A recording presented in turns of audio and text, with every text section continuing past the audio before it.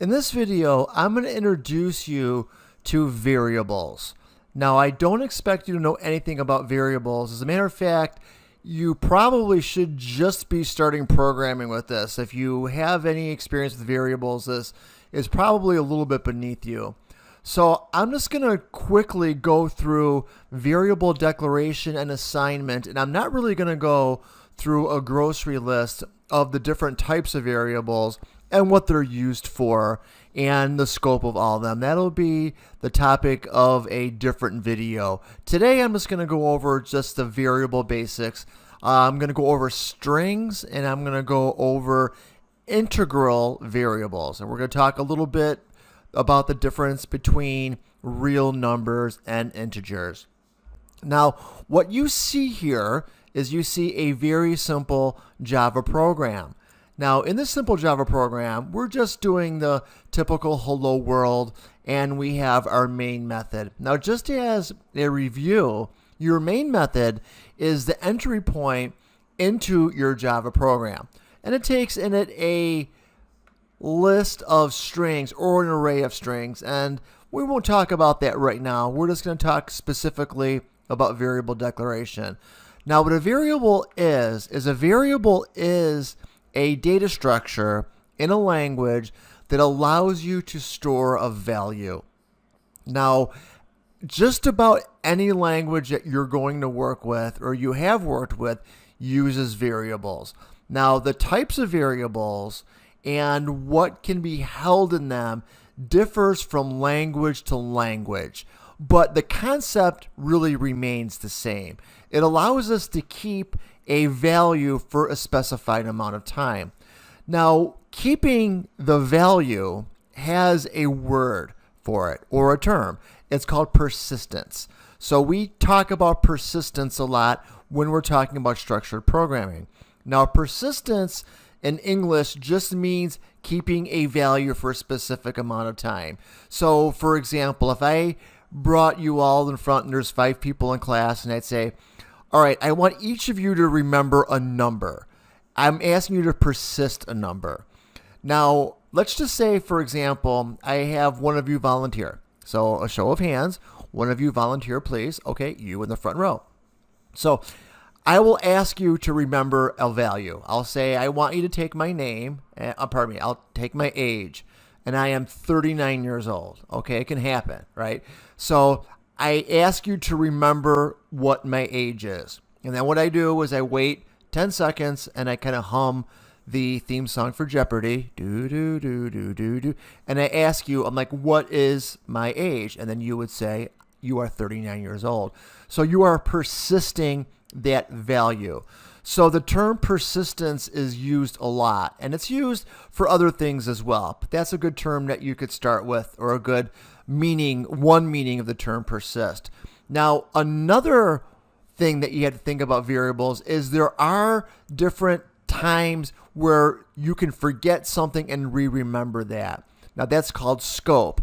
Now, I'm not going to talk about scope today in more detail, but let me at least give you the concept of what scope means. If I brought you up here again, and the same person that volunteered to remember my age, please volunteer again. Okay, so I ask you to remember my name, and my name is Bob. So then I hum again the theme from Jeopardy, and then 10 seconds later, I say, what is my name? And then you say, Bob. Good. Okay, so you persisted that value, but you also remembered it, okay, for a specified amount of time. Now, let's just say I give you a different name. I give you the name Cadence, and I say, I want you to remember the name Cadence. And then I count to 20, and I say, what is the name I want you to remember? And you say the name was Cadence. And I'm like, good, good. Now let me count again. So I count up to 50. And I say, all right, I want you to tell me the name that you are supposed to remember. And then you say, I don't know the name I'm supposed to remember. So basically you forgot it. That is called scope. Scope is how long you're expected to know about a specific value. So variables have two things. They have persistence and they have scope. Persistence is the value that is kept in the variable, and scope is how long they're expected to keep it. Now, scope is, like I mentioned, a little bit more of a complicated topic, so I'm going to reserve that for a different time. But at least we got the definition out of the way. What I want you to take away with this is, as far as scope goes, is the scope of variables is almost never forever. There's always some sort of scope, or basically when a variable is allowed to forget or not persist what value is within it. Okay, so that's a lot of definitions for some dude like me that has not written one stitch of code yet. So let's get to it. So we got variables out of the way. Definition of a variable, U in the front row. It is a data structure used to remember or persist a specific value. Now, those that know me, I'm not that big on definitions. You could probably come up with your own. I'm big on the main idea. And I would say, okay, you in the second row, volunteer to answer this question. What are two things associated with the variables? And you would say, well, they're persistence and scope. Persistence is the value that they're asked to keep, and scope is how long they're asked to keep it. Okay, good. So let's talk about the value that they're expected to persist. First of all, let me talk about strings. And what I'm going to do here is really just over the next few minutes or so, I'm going to talk about two different types of variables. I'm going to talk about strings, and I'm going to talk about whole numbers. So how about this? Let's start with a variable declaration. So in my main method, I'm going to declare a string, and I'm going to call this name. Okay, string name. And I'm not going to get into the naming conventions of variables. I will leave that for later. In Java, when we declare a variable, what we do is we start with the type of the variable, or the data type, right?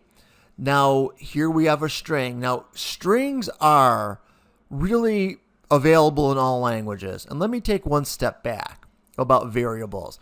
Variables, as I mentioned, vary from language to language, depending on which languaging you're using.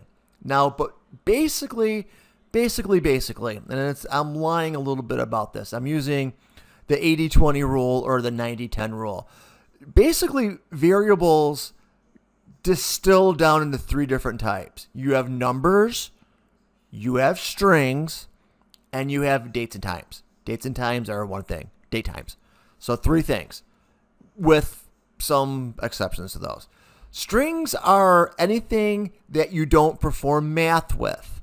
For example, my name, Bob, would be a string. You don't perform math with Bob.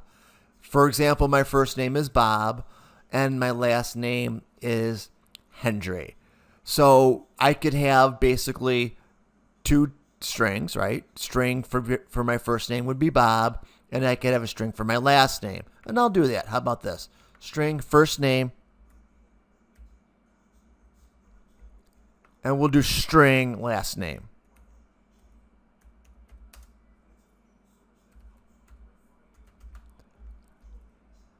So basically here, I could have the first name, and I'll put equals to Bob.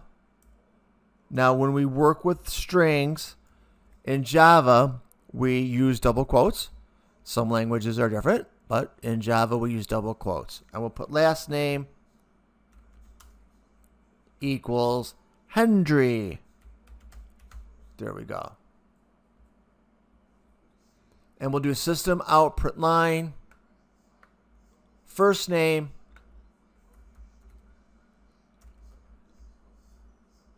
and the second one will be the last name. And I'm not going to bore you too much in writing lines of code because I want to illustrate the main idea here. And the goal isn't just to kind of give you a longer video and watch me type, because no one likes that. Who likes watching people type? I don't like watching people type either. All right, so here I have what? For an imaginary extra credit bonus point, how many variables do I have declared here? You in the back row. Okay, right? There is no back row. I have two. I have two variables. What are the types of the variables? They're both strings. Okay. What is the value of first name, or what is persisted? I'll use programmer ease language or the terminology here.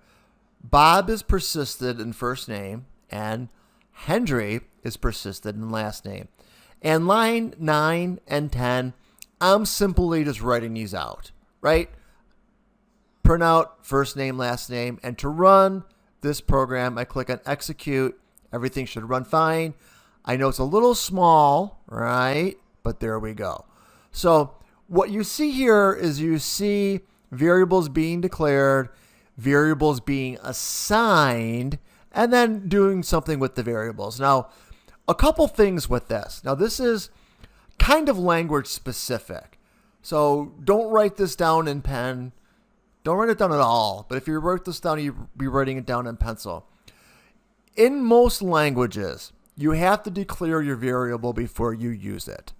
Now, most, not all. There's scripting languages that you don't have to declare your variable first. You could just start using it, and the system says, hey, you must be using a variable because I don't know what that is. So we'll just start using your variable. Java does not allow you to do that. You have to specify or declare your variable before you use it. So here I got two variable declarations, and then I have a variable assignment. Are you allowed to assign your variable and define it in the same line? Yes, you are. You can do that. Now, there's some ramifications and consequences of that, but for the most part, yeah, the answer to that is true. True or false question. Can you declare your variable and assign it in the same line? Yes, Bob, true. You can do that. So some languages don't allow that. Some languages you have to declare and assign on different lines. So just know that if you go from language to language, and hopefully most of you will, that there's going to be different rules with working with variables. You just have to learn what they are. They work differently. So here we have two strings, Bob and Henry. Now remember what I said. Strings are things you generally don't perform math with. Now let me explain that a little bit, because some of you are thinking, it's like, wait a second. Strings look a lot like alphanumeric characters. Okay, an alphanumeric character in the English language, right? In the English language, we have what? We have 26 alphanumeric characters, and we have what are called special characters, right? You know, the plus sign, the dollar sign. We have all of those as well. But let's just stick with the alphanumeric characters, right? In the English language, we have 26 of them. Now, they can be upper or lowercase, right? I can have here for first name, I got an uppercase B, a lowercase O, and a lowercase b. So you might think to yourself, so strings are only for alphanumeric. But Bob said that strings are things you don't perform math with. And let me show you why. Because you can do something like this. We can say string, and we could say age. And I had a syntax error here. Let me put in, for the last name, let me put a semicolon there. I need to have a semicolon there. Okay, and I'll put in the age of Bob is 29 years old. 29. If you believe that, you're pretty far out there. As a matter of fact, if you believe that, you're so far out, the buses don't go there. Haha, my wife loves that one. All right, anyway, this is valid. There's nothing wrong with this, because even though 29 aren't really, they're not letters, right? It's a 2 and it's a 9. I'm not doing math with it. It's a string, right? So I could do, 29 or whatever, but I'm not performing math with this. So what I want you to do is, while you're learning about variables, I call it soft learning. Don't necessarily look at this stuff and write it all down as it was the sacred scrolls of, Bob says alphanumeric versus doing math, doing whatever. Just soak it in. I call it soft learning because a lot of this just kind of soaks in as you go. You don't got to crack a book. Just as you're going through it, you kind of learn it softly. So don't worry about necessarily definitions at this point. So I can say something like this. I can say system output line.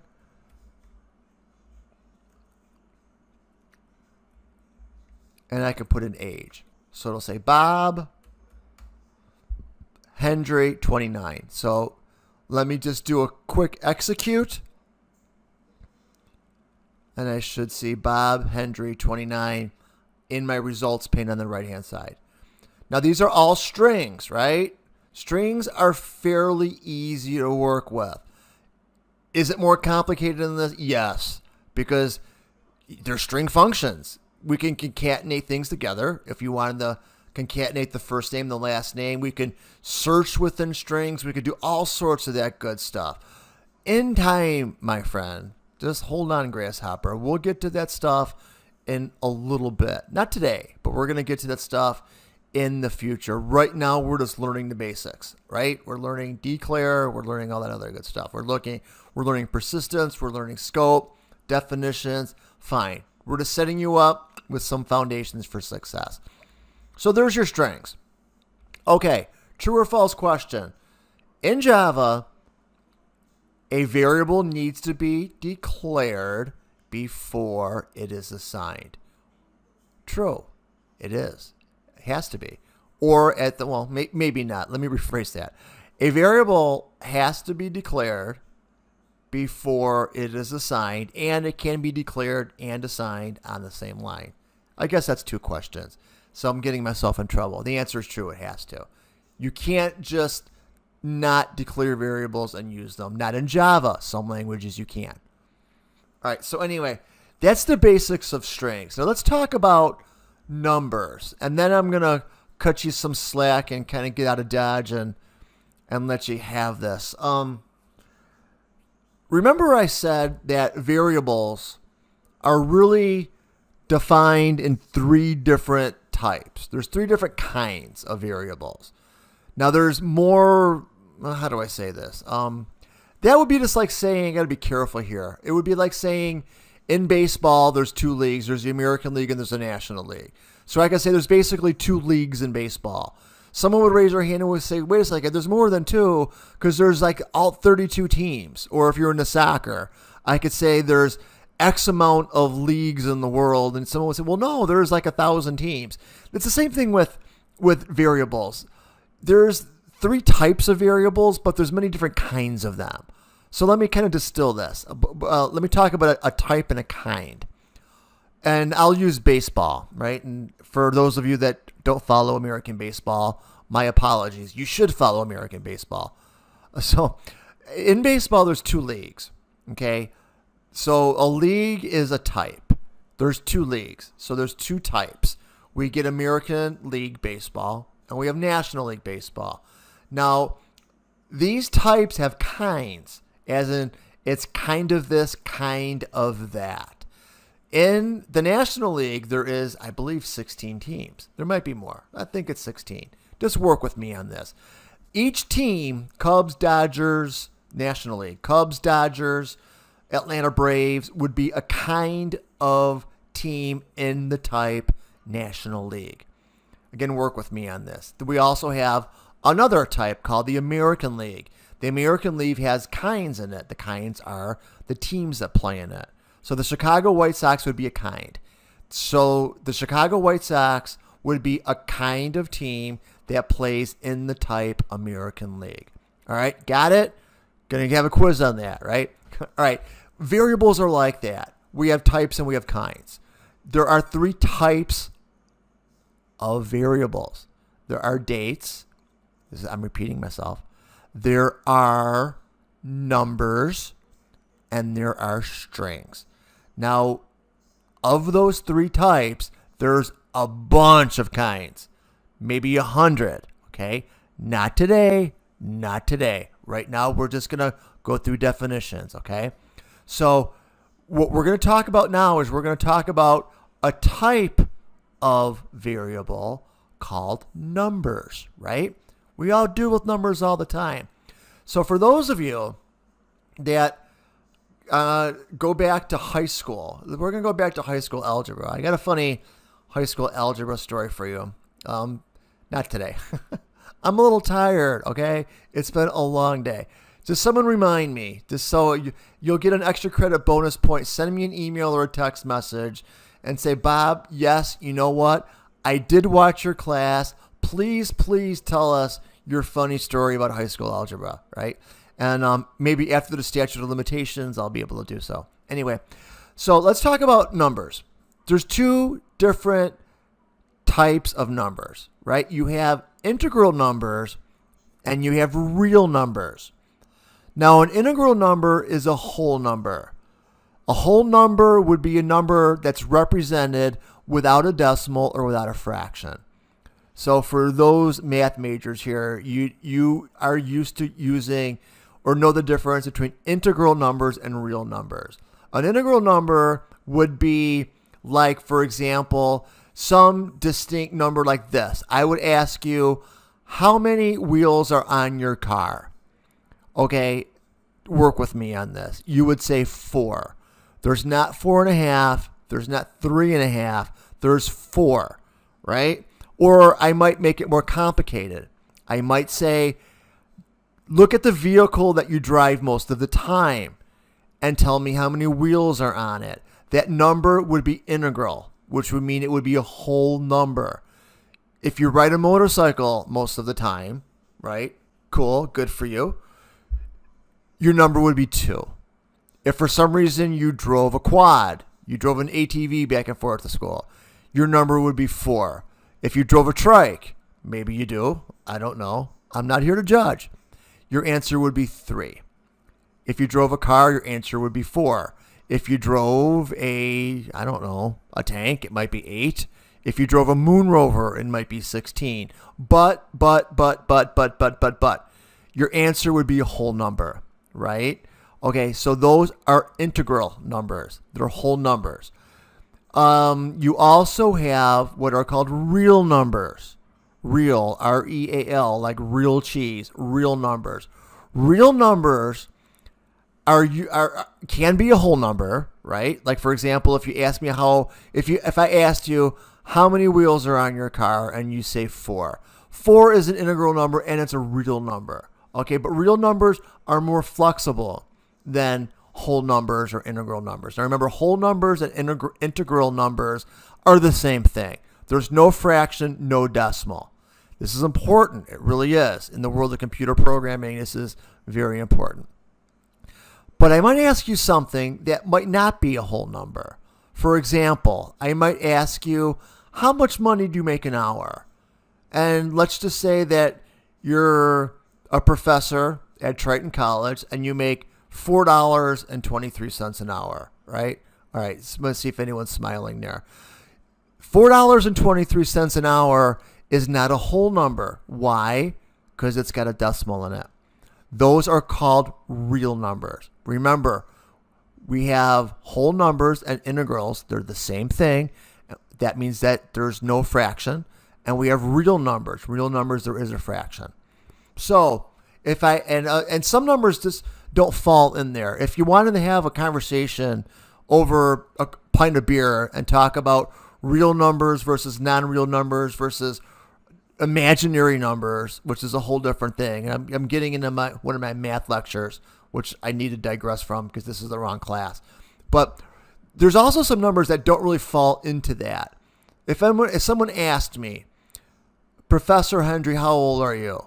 And I say, I'm 29 years old. All right? Pause for laughter. I probably would express that as an integral, right? But when you're a kid, and if someone says, hi, Bobby, how old are you? And I'd say, I'm 4.5 or 5.5. So there's some numbers that might be integral and they might be real. Keep that in mind that when we talk about real numbers or versus integrals, Same thing as a whole number. We're using something to describe a number, kind of like music. When you read a sheet of music, the music just describes what you should be playing. It's not a rule or a roadmap, it's a description. Now, this is important the way you look at it, because when we work with variables, we work with how we describe them. So here, going back to the code, we're describing a few strings, right? Strings are fairly easy, so let's get rid of these. We got strings for now. Let's get out of that. Let's get out of this and go back to here. Let's work with numbers now. So let me work with your first data type called an integer, int, and we're going to put in age. So we'll put in age equals 29, and we'll print out age. So let me just run this real quick. Click on execute, and we should just see 29 print out. And just to digress a little bit, you're looking at this and say, wait a second, 29 was a string before. It was a string when we used it before because we put quotes around it. But here, we're treating it really as a number. Remember, numbers are things that we want to perform some kind of math with. We want to subtract an age or get a raise percentage, like an hourly rate times whatever. So the first number I'm going to show you is put a comment here. I'm going to put in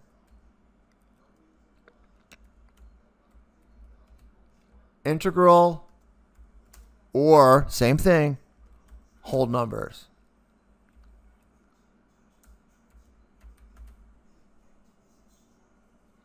Integral or whole numbers.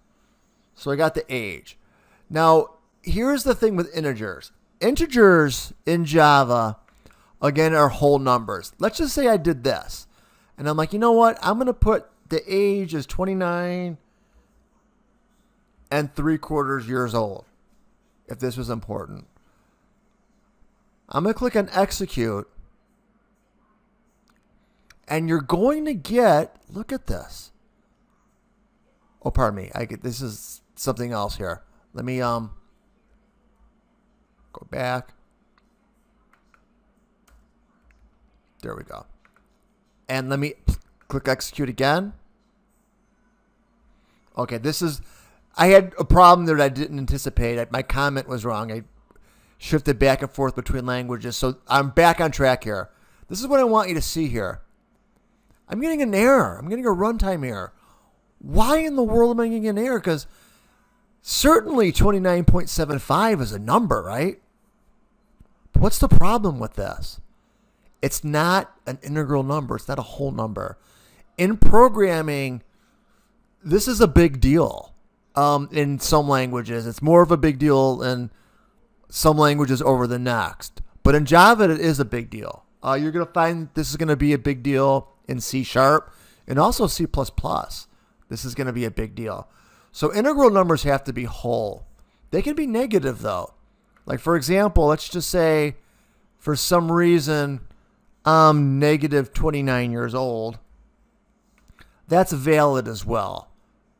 But it's got to be a whole number. Money shot. Integers have to be whole numbers. Integers are whole numbers. They have to be whole numbers. So they also have ranges. They can only be so big. And I'm not going to give it to you. I'm not going to tell you how big an integer can be, but there is ranges for how big they are. I'm going to leave it to you to determine this. Take a field trip. Pause the video.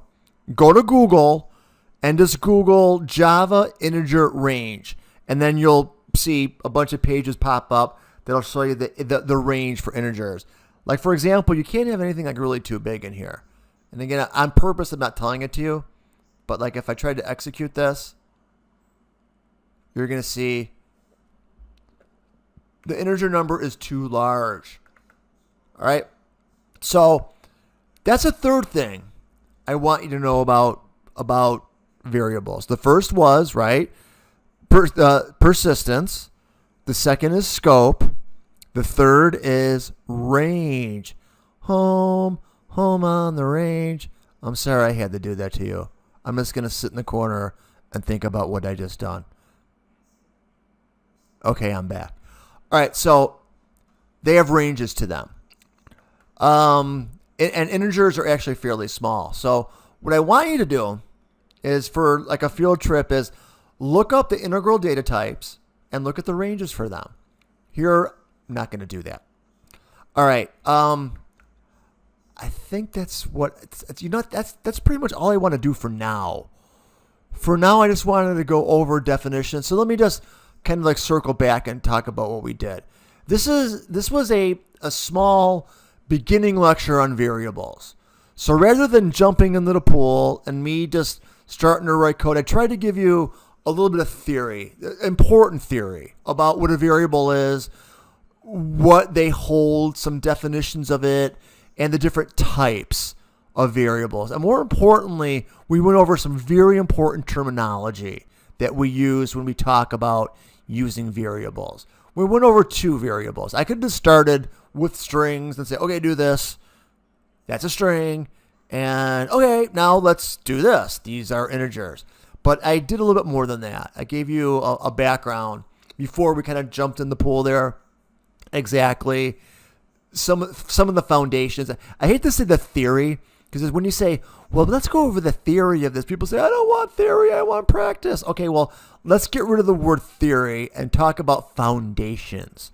Okay, because before we could go over practical, usage of this, we need to have the foundations of how they actually work. And that's what we did here. All right, folks, that's all I had for you today. So thank you for your time, and I bid you all a very well and safe rest of the day. Thank you so much.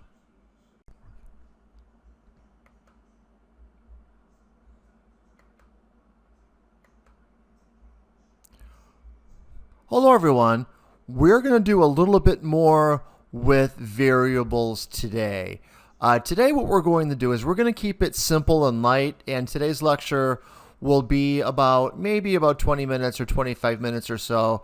And like I said, we're going to keep it light with working with variables. Specifically, we're going to be working with 3 different kinds of variables today, right? We talked about types and we talk about kinds, right?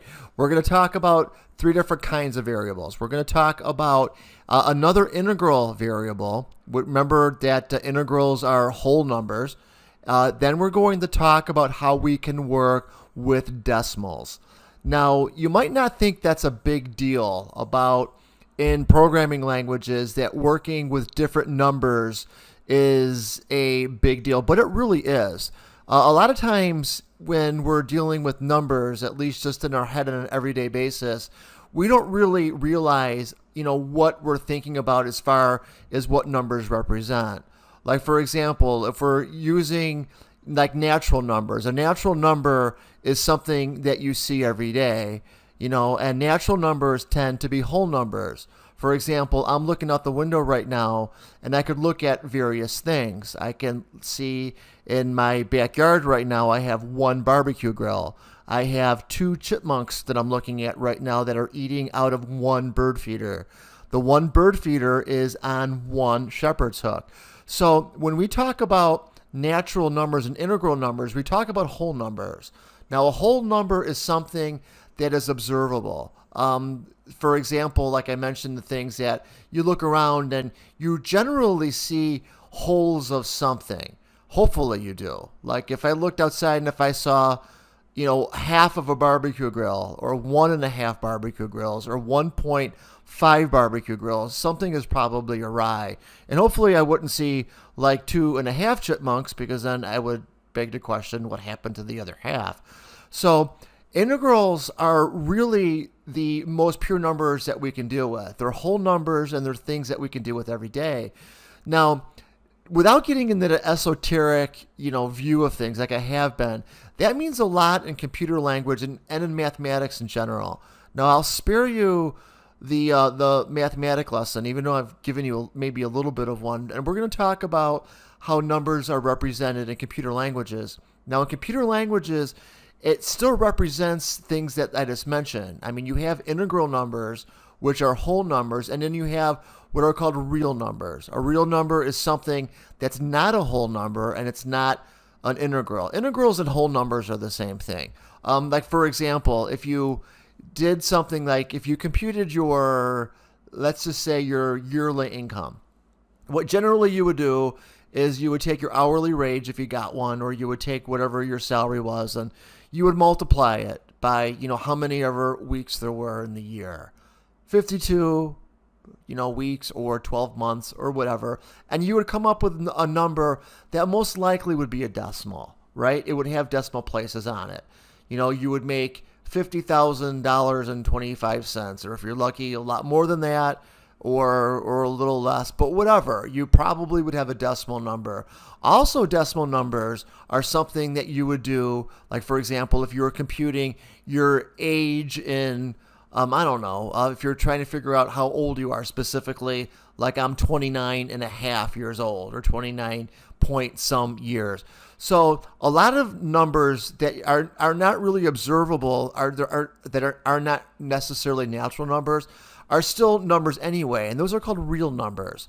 Now, real numbers in computer languages are represented by different data types than whole numbers are.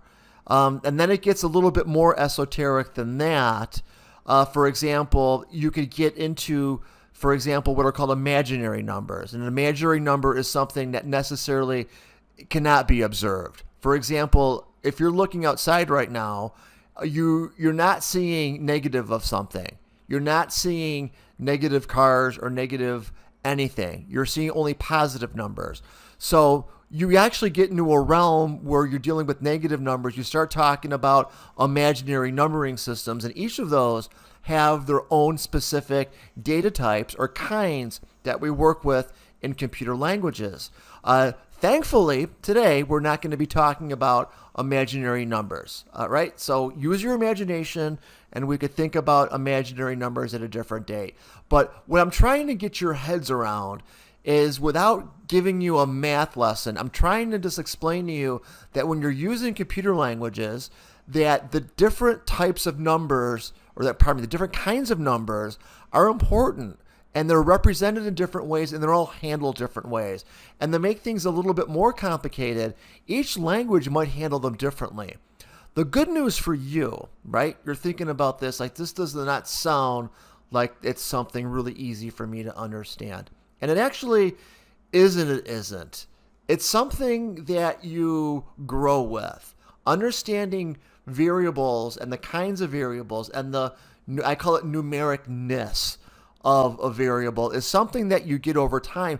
But to get up and started quickly, you don't need to know all of this. It's kind of like music. I'm an amateur musician, and I'm trying to learn how to play an instrument, the cello, which is something that I've never knew how to play before. And sometimes I'll listen to people that are really good at it, and it's disheartening to me. And I'm like, oh no, I'm never going to be able to get this. I'm never going to learn this. I'll never understand this. I'll never be this good at it. And then it occurs to me I don't have to be.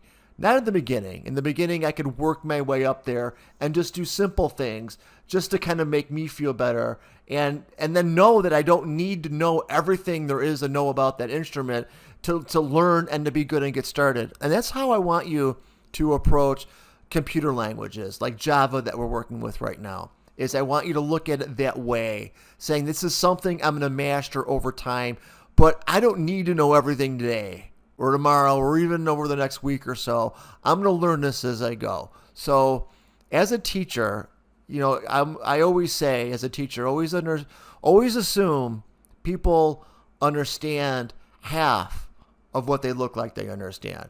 So think about that, right? So as you're learning, you don't need to know all of it. Just kind of get it a little bit as you go. So a lot of this theory, I hate saying theory because you say theory, it's like, either it's useless knowledge and we don't need to do it. So I try to use the term foundations because that's, you do kind of need to know it at least sooner or later to kind of evolve on this. So anyway, the two numbers that we're going to be dealing with today are we're going to deal with a long, which is a natural number, and it is an integral number, which means it is a whole number.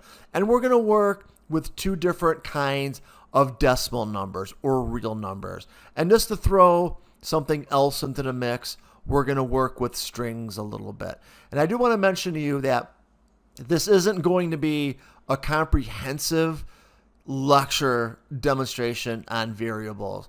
I just try to give you the cliff notes. I really do. I try to give you, the foundations of this. So a lot of it, once you know the recipe, you could kind of go out on your own and look up the different ones, because there's so many different kinds of variables in Java. Dozens, right? And if you're working with different languages, there's even more. You're going to find that out if you go into C++ or C#, Visual Basic, Python. Variables are a deep thing, and they get handled differently in each different language. So keep that in mind as you evolve in your learning of computer languages, that what you learn here are really the fundamentals, and you're getting kind of the basics and how they work, but you can translate them to somewhere else. I had a student last year that worked at a car dealership, and he was a mechanic, and he mentioned about learning different computer languages. He said a lot of this different languages are like working on different kinds of engines, and I thought that was a good analogy, because he said that if you know the basics of working on a car engine, an internal combustion gasoline powered engine, when you go from different types of cars, right, from like a Chevy to a Toyota to a Honda or whatever, you might have to learn a bunch of new stuff, but the foundation is still there. You don't have to relearn everything. I think that's a great analogy when it comes to languages and working with variables. So let's just jump into this. We have a simple Java program here, and we got the system.out.println, and let's just warm up here with a couple of simple ones here. Now, integers, which we represent as int, and we're going to put in age, int age, and we'll put equals, and we'll put my age 29. Now, integers are whole numbers, and they're fairly small. I'm not going to give you all the answers. I'm going to give you some field trips here. What you can do is, if you want, is you could, Google's your friend. You're going to hear me say that a lot. Is you could Google the range for these different data types, kinds of variables. So here we got an integer again, which is a variable of an integral data type or a whole number, but it definitely has a range. Some of these variables that you use to hold whole numbers, some of them can be negative, some of them not. Some of them can be larger than other ones. So I'm not going to read you that grocery list, but when we talk about the largeness or how big a variable can be, that's called its range. So the range of an integer is actually fairly small. It used to be 32,767, right? And where did that number come from? Well, if you look at binary, that's if you look at 8 bits, if all 8 bits are flipped to true or on, and you add all those bits up, they add up to 32,767. You don't need to know that, but maybe you should. So ints are fairly small. As a matter of fact, if I try to make an integer too big, we're going to have a problem. So let's give this an execute. So how was everyone today, huh? You all enjoying your day so far? Good, good, good, good. Okay, so actually, you know what? I'm just going to print this out. Print line, and we'll print out age. And again, you're just watching this, or you can follow along too. It's up to you. So let me click on execute, and it shows that Bob is 29 years old. So what we can do is we can do simple math with this as well. But remember, integers are whole numbers that can only hold whole numbers. So let me put an integer, and I'm going to put in, I'll put in my wife's age. Put in wife's age. And my wife is 59 years old. Right? I better not put that in there. Say she is 29 as well. So I can do some simple arithmetic with this. I can say, for example, int result is equal to my age plus my wife's age. Now, don't worry about this arithmetic right now. If you don't know how arithmetic works, remember, I'm assuming you don't know really anything about languages here. So right there, I did some arithmetic. Don't panic. I'm not going to really get too far into this, although a lot of it's going to be kind of intuitive. And we're going to put in a result here. Result. There we go. So I execute this program, and I'm going to get in an error here. What do I got? What's my problem here? Oh, I got syntax error. See, I got wife's age. I need to make this into an S. There we go. Run that again, and I got 58. Now, integral numbers, again, can't be real numbers. So, for example, if I say my wife is 29 and a half years old, this should give me a compile error or runtime error depending on my compiler. So I'm going to get this incompatible types. Lossy conversion. Let's talk about what this means. Lossy just means, actually, you know what? That's actually the subject of another lecture here. But this is what's happening here. What Java, our computer language, is trying to do is it's trying to take something that's not an integer and do math with an integer. Okay, now this is important, okay?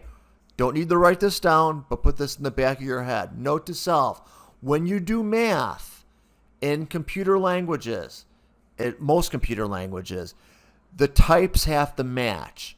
Remember we talked about real numbers versus natural or integral numbers. They don't really add up. Pardon me. They're not compatible when we're doing arithmetic with them in most cases. You can't take one squirrel and add 1.5 squirrels to it, because one squirrel is an integer and 1.5 squirrels is a non-integer. It's a real number. So this won't work. I'm trying to kind of wean you into how to work with decimals here. So you're like, you know what? How about this? We'll make the wife's age 29.0, right? Is 29.0, is it for an imaginary extra credit bonus point? Is 29.0 a real number or is it a natural number?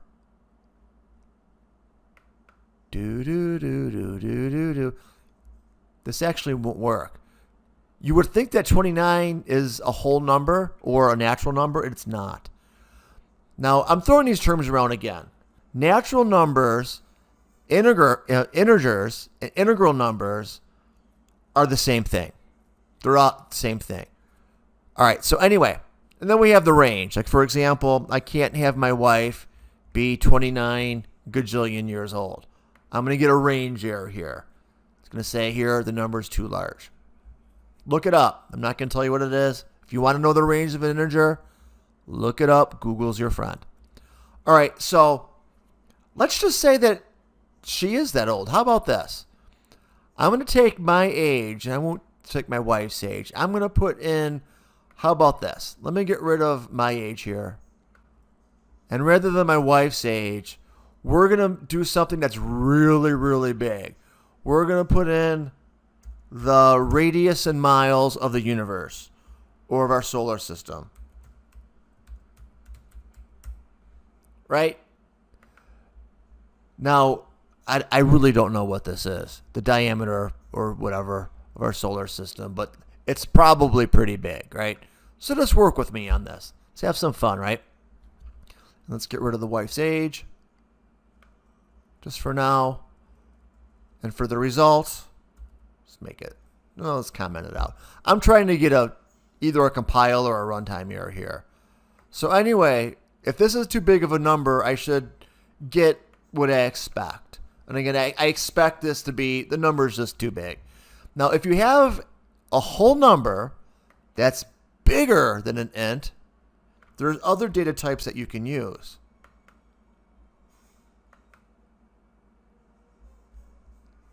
You can use a long. This might be even a little bit too big for that. Make it a little bit smaller.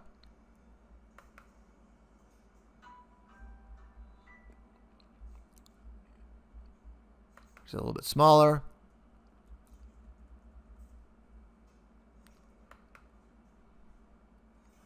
And there we go. So what I want you to do, and again, I made that insanely long previously. So let me wrap this up as far as integral numbers go. Okay, right now I want you to know of two of them. There's int, stands for integer, and there's long. Okay, those are the two different kinds of, pardon me, I'm talking myself in a circle here. Okay, integers or int and long are the two different kinds of natural numbers I want you to know for now. There's other ones as well, but when you're dealing with whole numbers, right, deal with an int or deal with a long. Now, I could have just said that and spared you the other 19 minutes, but what fun would that be? Okay, anyway, let's move on from this. Let's deal with other numbers. Let's deal with real numbers. So I'm going to get rid of this, and I'm going to say, let's deal with real numbers. Now, a real number, again, is something with a decimal in it. Now, there's two different kinds. We have floats and we have decimals.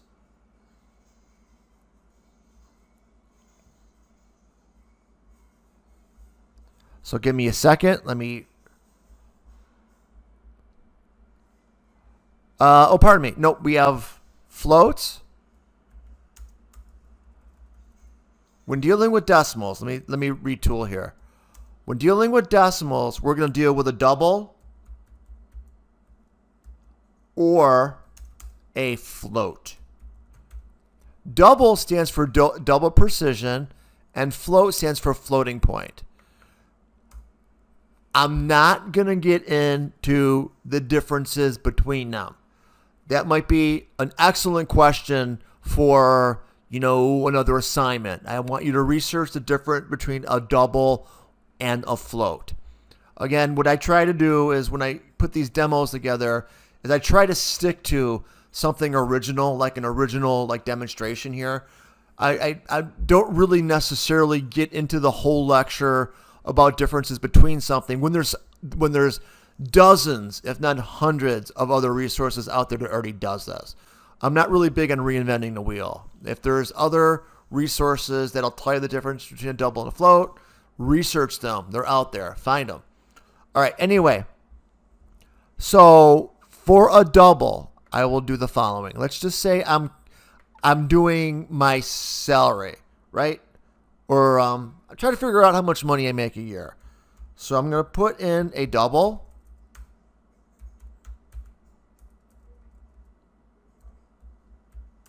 I'm all fat-fingered here. And I'm going to call this hourly pay. And I'm going to say that I make, how about $12.50 an hour. And here's the thing. I have to put a D in the back of it. D stands for double. And then I will put in, how about this? Double. And we will put in years. Pardon me. I don't know. How many hours are there in a year? We'll forget the year. Let's do how much we make in a week, right? We'll put in hours in week. Now here's the thing. Now watch. I know what you're saying, right? You're like, Bob. Hours in a week. Let me ask you this. Is hours in a week a real number, or is it a whole number? It could be either, right? Figure, you're usually, paid 40 hours a week, but not necessarily. If you punch a clock, it could be 40 hours and 10 minutes. It could be 39 hours and 59 minutes or whatever. So hours in week, we're just going to say is, we'll play with this. We'll say it's 40. We'll put a D. we'll put in double. And then for this, we'll put in weekly pay.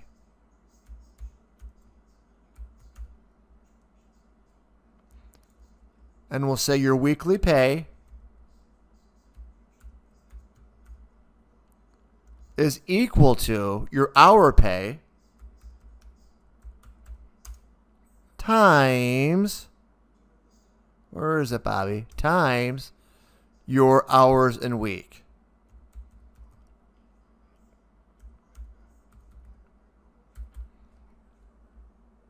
Did I screw up? Yep.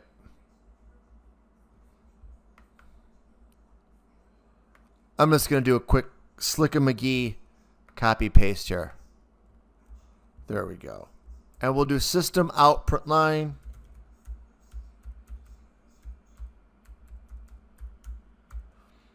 And we'll put in weekly pay.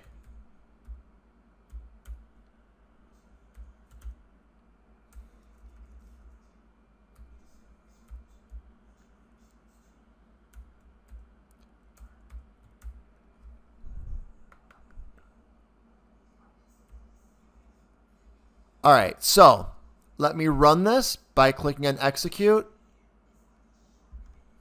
And I got, that's 40G, should be 40, right? D for double.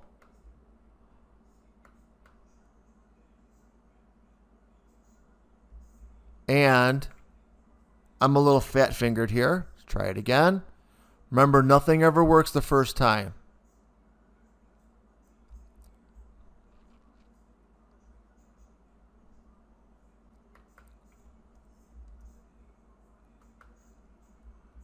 I'm just making some on-the-fly changes that get me to compile, and there we go. Okay. So we're dealing with doubles here. So I could say, how about my hourly pay is $12.59, and I worked this week 40.09 hours or whatever. So a double is a real good data type to use for a decimal. Very good. There's also other ones as well. Like I said, we're going to be using doubles and floats. And really for the most part, for our demo here, they're going to act a lot the same. But that's going to be, again, a good topic for, kind of a tangent, maybe video or class about spend some time on doubles versus floats. But that's kind of, believe it or not, and some people that are listening might say this is something we should cover now. I consider that kind of a, it's a beginning thing, but it's not, a day one stuff. Right now, let's just get comfortable working with decimals. It's one of those. And then, you need to know about floats and doubles and the differences. You do need that, but, on the second day you need that, not on the first day. So let me click on execute. And then you should see on the right-hand side, you get all this right here. Now, take a look at this. When you work with doubles, you don't get, you get quite a number of decimal places. A little bit later, what we'll do is, like I said, right here, we're not going to really worry about this too much. But behind the scenes, believe it or not, when, Java or any language is doing its arithmetic in the background, there's always a little bit of overflow. There's an algorithm it goes through to actually do this math. For the most part, it's kind of invisible to us, but as you progress in your studies of computer science, this is going to become kind of important. Again, not on day one, not on day two, but maybe like day 30, or maybe more than that. We're speaking in metaphors at this point, but at some point you're going to look at this and say, what is this O for? Because there's actually rounding errors for this, because it's not exactly perfect. Now, another data type that we can use are floats. Now, double is double precision and float is floating point. Don't worry about the differences between them now. For right now, use double when you're using decimals, but you can also use a float. I believe float has, you know what? I got to look this up. You think I would know this off the top of my head. Double actually doesn't have the precision that float does. Or maybe it's vice versa. You know what? You might have me on that. But float generally has more of a precision to it than double does. So if you're doing things that are really, well, how about this? You know what? I'm talking myself into a circle here. All right, so we'll play with both of them. How about this? We have doubles, and we'll say the weekly pay here is using double.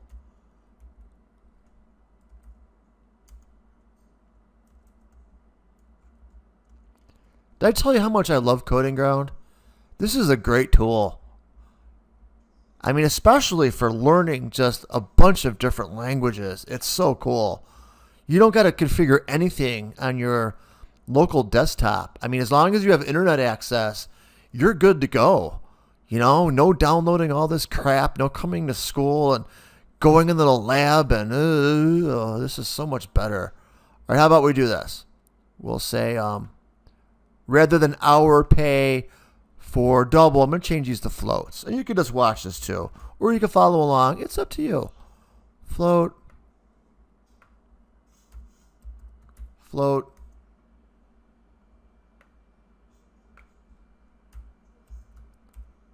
Float.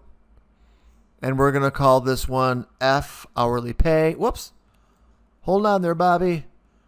F hourly pay. F hours in week. F weekly pay. F just stands for float. I need to name my variable something different. So the F weekly pay, we go back, will equal the F, I keep screwing that up. Stop it. You're fired, Bob. All right. Equals the F hourly pay times the hours in the week. There we go. And then the float would be our weekly pay. And also, guess what? When we deal with floats, we have to call it a float. So we'll put an F. Remember, D for double, F for float. They're both data types that we can use for real numbers. One of them has more precision than the other as far as decimals go. So let's execute.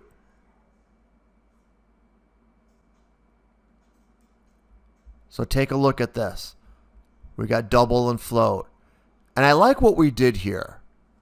Rather than me giving you an answer, which I try not to do, we experimented, right? Remember I told you off the top of my head, I forgot if doubles or floats, which one has the more accurate decimal precision.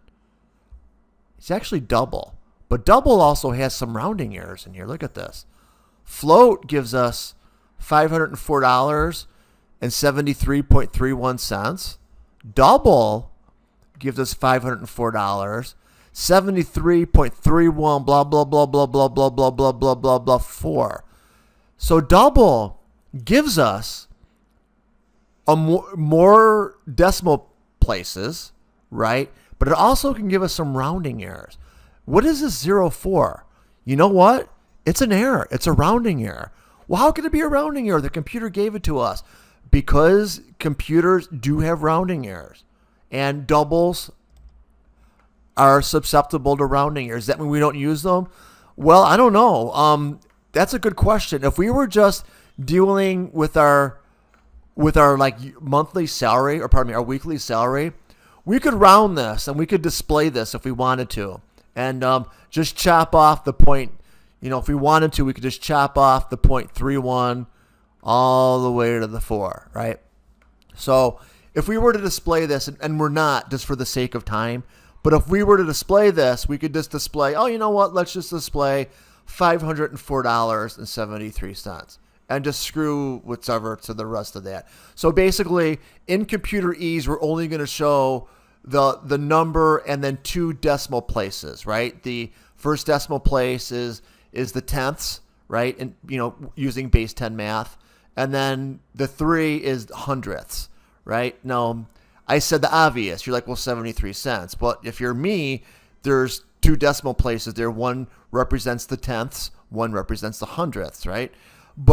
And not sure anything else. Screw it. We really don't care. But this can be a problem, right? Because if we're looking at $504.73, that's cool. We're good with that. But what if we were calculating something more precise? Think about what could be more precise than this. You're like, well, we're going down to the pennies, but let's not think about currencies. Let's just say we were doing a scientific program where we are calculating an atomic weight of something. What is it? I don't know. Any chemistry people in here? Or how about this? Or if we're writing a physics program to determine, I don't know, a very small number, right? That error margin might be significant. So doubles give us more decimals, but also can give us some rounding errors, where float gives us less decimals and it's less susceptible to rounding errors. Now, you might look at this and say, well, we're just figuring out, Bob, how many dollars and cents I can expect to make in a frickin' week. And I would agree. And I would say, well, rounding isn't really going to be a big deal here, because we're talking about a rounding error of what? 4 trillionths of a penny. If we're dealing with currencies, 4 trillionths or whatever decimal place this is. Get it out, figure it out. Email me, say, Bob, that wasn't trillionths, that was 10 trillionths or whatever, billions. It's a very, very, very, very small number. So you can look at this and say, well, rounding isn't that big of a deal if we're just dealing with the salary.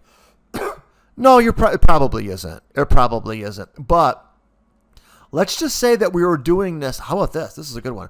How about this is the interest that we have to pay on a specific bank account? And there's programs that do this. Every night, something runs and says that your $50 in the bank is now worth $50.00003.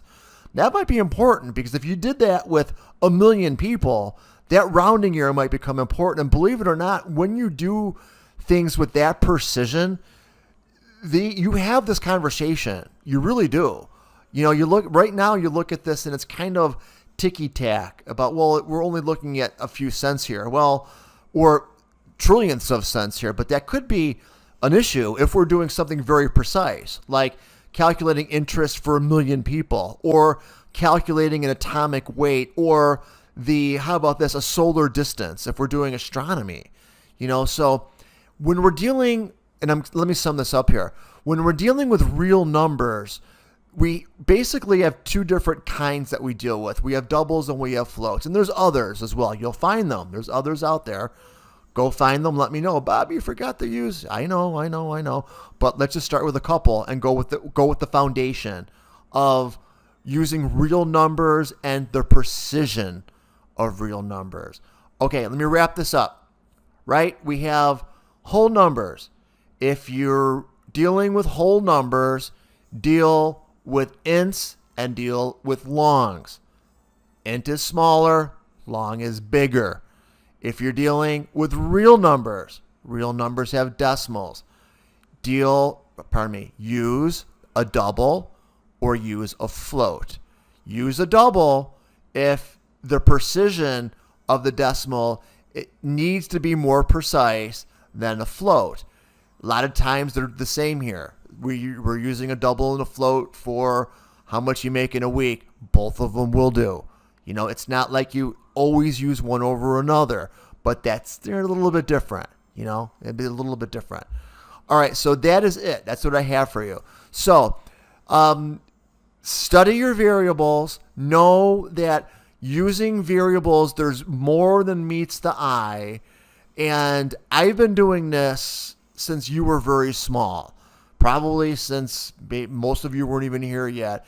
And I learn more about this crap every day. I really do. At this point, it's kind of like alpha geek stuff that I'm learning. It's not really, practical. It's really out there. It's so far out there the buses don't go. But it's something that you never stop learning about. It's also going to become important when you go to different languages, because different languages support different types of variables. And by no means are you done here with variables. This is just getting you started. Like I always say, how far that's going to get you? How far is that going to get you? Right? Well, this will actually get you, from day 0 to day 1, 2, and 3. And again, days are just metaphors, but I mean, you don't need to know everything, but it's just enough to get you started. You need to learn how variables work when you're working with computer languages, but you don't need to learn everything overnight. Just like when I'm practicing my cello and I listen to my instructor do some incredibly complicated stuff, and I'm like, you know what? I don't need to know all this right now because I'll just go crazy. It's the same thing with languages. You need to keep building on your knowledge and just know that some of this stuff is out there and you're going to get to it, but sometimes you're just not going to get to it today. So thank you so much for your time and for listening to this. I really appreciate it, especially if you made it this far, because if you made it this far, it's farther than I would have made it. So I bid you all a very well rest of the day and be safe. Thank you.